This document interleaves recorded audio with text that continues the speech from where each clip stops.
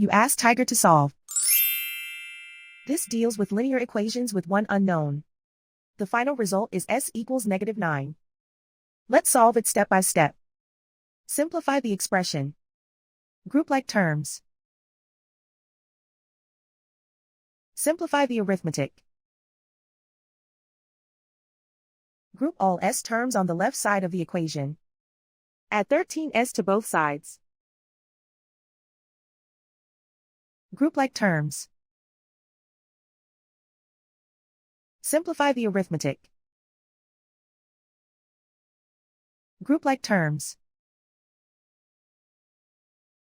Simplify the arithmetic. Group all constants on the right side of the equation. Subtract 37 from both sides. Simplify the arithmetic.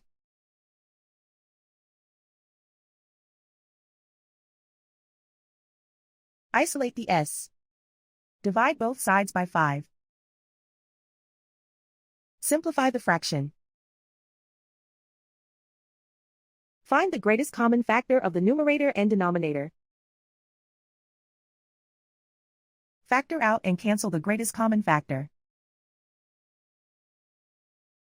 And so the final result is s equals -9.